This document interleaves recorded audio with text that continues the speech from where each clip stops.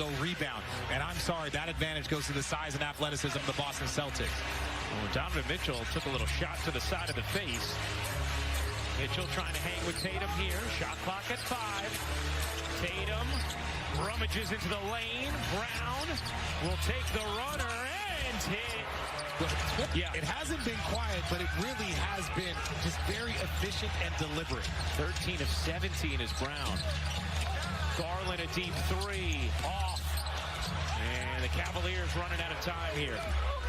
2:35 to go in the fourth. Boston the 13-point lead.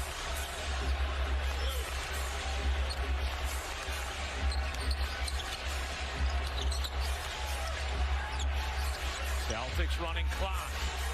Tatum has to put it up. Does. You bet. That is just filthy by Jason Tatum. 31 for Tatum. The elevation. Huge bounce back performance from Tatum and Boston here in game 3. Fans starting to file for the exits as LeVert hooks it up and in beautifully off the window. LeVert with 13 in the second half. Both Tatum and Mitchell with their 25th career 30-point playoff game tonight. Both part of the same draft class. Both have had a lot of playoff success. Tatum much deeper runs. Mitchell a lot of big individual performances. Garland the rejection. Mobley controls it. The fling ahead.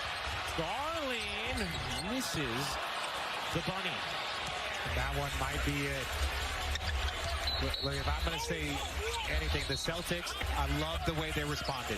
I love the way they responded. They've been getting criticism after every loss, but they responded in a big way coming out, and it looks like giving the Cavaliers their first home loss of the postseason. They get the NBA app for nonstop playoff access with real-time scores and highlights, and go behind the scenes with new episodes of the original series Chasing History. Download the NBA app today.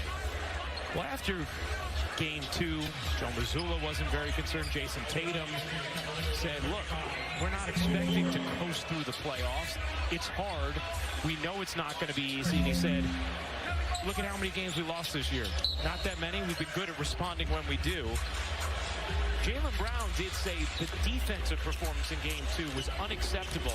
Been a completely different defensive effort tonight from Boston. Look, I've been very blessed and fortunate to play in 4 NBA Finals. And when I tell you, you're going to have stinkers like that. There's going to be nights where you just want to drink a beer and call it a night. That's what it is. And so, you know, we've seen that from the Cavs in that first round series for them. We saw one game against Miami where Miami hits the most three-pointers they ever have in the postseason. So that's a part of the mentality in the postseason, is how do you respond? And this Celtics team has responded all season long and thus far all postseason.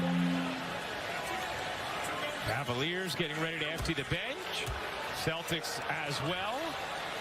Take a listen. And Jaylen Brown not too shabby either. 28 points, 9 rebounds for Brown on 13 of 17 shooting. Tatum with 32 points, 13 rebounds, 6 assists. And I'll say this, Tatum is 2 for 2 for his shoe game in the last 2 games. Wow. It has been impressive. You ain't kidding. He had the sidewalk chalk Jays the other day, and now the taco Jays tonight. Yeah. Taco Jays. And that's pretty good for Tatum and Brown as well, huh? 14th playoff game where they each score at least 25. Bird and McHale at 17. But that's where the weird pressure comes from. Right. Bird and McHale, you're in the list with those guys, but they were winning championships while doing this.